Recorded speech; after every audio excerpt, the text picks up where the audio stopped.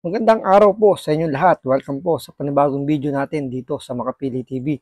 Ngayon ito, pag-usapan po natin si Pangulong Duterte na nagbigay na siya ng kanyang saloobin tungkol sa People's Initiative na sinusulong ng Kamara at ng Administrasyong Bongbong Marcos. Panoorin din po natin kung ano yung mga binitawang salita ni Pangulong Duterte tungkol sa nalalaman niya o mga nakuha niyang impormasyon tungkol dito kay Bongbong Marcos na nagpapatunay na ito ay gumagamit ng ipinagbabawal na droga. So ito, bago natin simulan yung topic na to, kung hindi ka pa nakasubscribe sa channel na to, pakipindot naman yung subscribe button. At the same time, palike na rin ng video, wala naman pong bayad dyan. Kaya pindot na. So ito, panoorin po natin kung ano yung mga, ano yung saloobin dito ni Pangulong Duterte tungkol sa People's Initiative at yung paggamit daw di umano ni Bongbong Marcos ng ipinagbabawal na droga. Huwag kayong magpaloko. Alam mo, Parliament, ang ambisyon niyan, karamihan galing kay Lisa Marcos, pati kay Romualdez. Bongbong.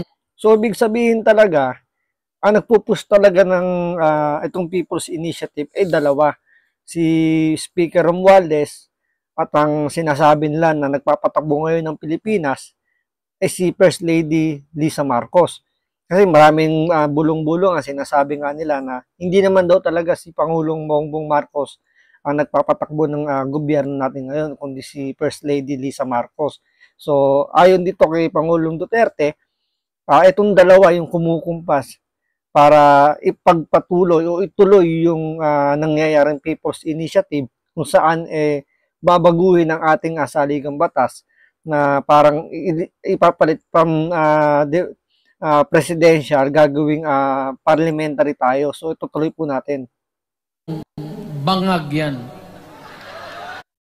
So, yun. Si Pangulong Bongbong Marcos daw bangag, sabi ni Pangulong Duterte.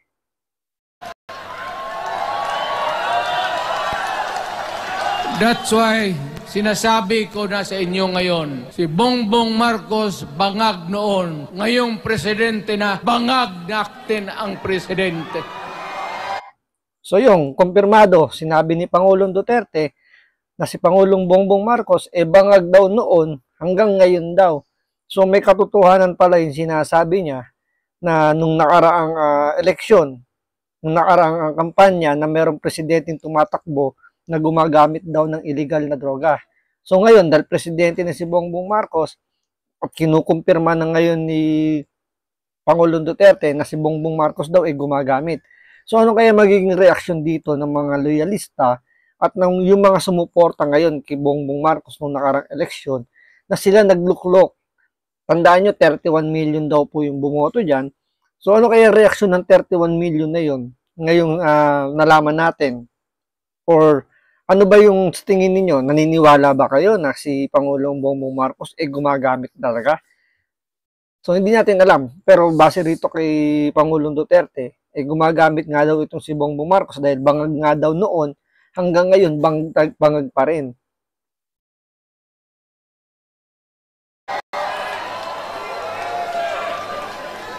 Kayong mga military, alam ninyo yan.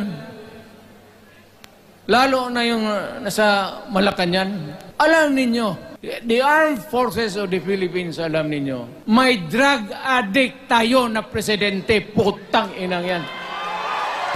Ayan, napamura na si Pangulong Duterte dahil merong nga daw tayong presidenteng durugista or bangag. So nakakatakot po yan. Ano kaya talaga magiging reaksyon ngayon ng mga loyalista at mga sumuporta rito kay Pangulong Bongbong Marcos? Ayun ang bakit ako nagkaroon ng kaso ng ICC. Sabi nila, pinapagpatay ko raw yung mga drug user at drug addict. Mabutit na lang, wala na ako sa pwesto, baka kasali ka pa. Naku, kung nagkataon pala na nandoon yung pangalan ni Bongbong Marcos nung si Pangulong Duterte pa ang namumuno sa atin, malamang daw, baka natukhang na to. So napakaswerte pa rin pala ni Bongbong Marcos dahil nakaligtas siya sa tokhang ni Pangulong Duterte. No, Mr. President, pinilit ninyo kami. Kayo yung sa Bisaya, kinikitoy mo yung Pilipino. You are testing the waters. Not even. You are pushing to the limits ang pasensya ng Pilipino. Wag mong gawin yan. Wag mong gawin yan, wag mong ituluyan, kaya magkagulo. Pag hindi namin napilitan kayo sa mga rallies, sa aming mga boses, ang sentimento namin, ako'y sinasabi ko sa military, nag-hemorrhage ang bayan, gastos dito ng gastos doon. Tapos kung mag-speech, ang pinag-usapan, ang putang inang pobreng Pilipino. Gastos dito, gastos doon. Mga military, Totoo naman, 'di ba? Panay ang gastos ng gobyerno natin ngayon, pero yung mga militar natin binawasan binawasan yung kanilang mga pensyon. 'Di ba? Iyan na nga itinaas na nga ni Pangulong Duterte yung kanilang mga sweldo. Tapos ngayong administrasyon na to, binawasan naman yung kanilang mga pensyon. 'Di ba, nakakalungkot lang 'yon. So sa mga military daw, medyo mag-isip-isip kayo, pero wag naman sana umabot sa punto na magkaroon ng, alam niyo yun, yung mag-alsabulutan yung ating mga kasundaluhan at ating kapulisan. So kasi sinasabi nila rito na parang naghihimok si Pangulong Duterte dito na magka-clash yung ating kasundaluhan at yung mga kapulisan. Pero wag naman sana. Sana gumitna po ang ating armed forces at PNP. maawa kayo sa bayan. Pag hindi namin kaya, gawin na ninyo. Gawin ninyo, kawawa ang Pilipinas. Alam mo, presidente, tapos mag-parliament, tumatakbo ng assemblyman o congressman niya si Sandro, tapos ipasok nila sa assembly, gawain nilang prime minister. Yan nga ang sakit ng Pilipino. You want to perpetuate yourself in power at the expense ng buhay ng bayan. Mabuti sana. So yun yung pinakaugat nito, yung sa People's Initiative, na talagang plano talaga nilang magtagal sa kanilang mga pwesto. Alam nyo, sa totoo lang, hindi naman masama magpalit ng, okay naman magpalit ng ating konstitusyon. Pero sana, ang gawin, walang matutuloy o walang mag-term extension. Dapat magkaroon ng panibagong eleksyon para panibagong mga tao ang nasa gobyerno. Tulad nung panahon ni Pangulong Duterte, di ba, nung ipinipilit niya yung federal form of government, sinabi niya na mag-step down siya once na magsimula na magpalit tayo ng konstitusyon. Pero sa panahon kasi ngayon, gusto nilang palitan ng ating konstitusyon, pero hindi nila sinasabi na mag-step down sila sa kanilang mga pwesto. So, ang lumalabas talaga ngayon na gusto nilang manatili sa kanilang pwesto, yun nga, sinasabi ni Pangulong Duterte, yung anak ni Bongbong Marcos na si Sandro Marcos, si Speaker Romualdez, sila yung tatayong mga prime minister ng gagawing parliamentary natin. So, hindi maganda. Kung gusto man nilang ganung mangyaring form of government natin, dapat mag-step down silang lahat, magkaroon tayo ng eleksyon para maging bago ang lahat, di ba?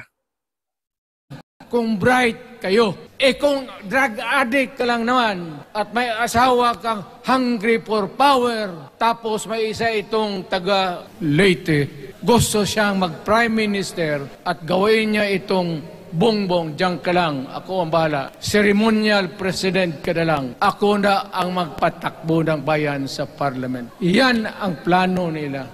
So, yun ang nakakatakot. So, dito sinasabi ni Pangulong Duterte, parang lumalabas na lang, puppet na lang si President Bongbong Marcos at ang magpapatakbo talaga si Lisa Marcos. Tandaan po ninyo, si Lisa Marcos, may pagkadilawan po yan. Kamag-anak po yan nila Marrojas. So, may pagka-politiko rin po yan. Galing sa political clan din naman yung pamilya niya ni Lisa Marcos. So, yun nga, sinasabi dito na ni Pangulong Duterte na parang lalabas na puppet na lang dito si Bongbong Marcos, na parang ceremonial nga lang, 'di ba? Parang pipirma lang or manunumpa lang bilang presidente, pero ang totoo magpapalakad is si Lisa Marcos.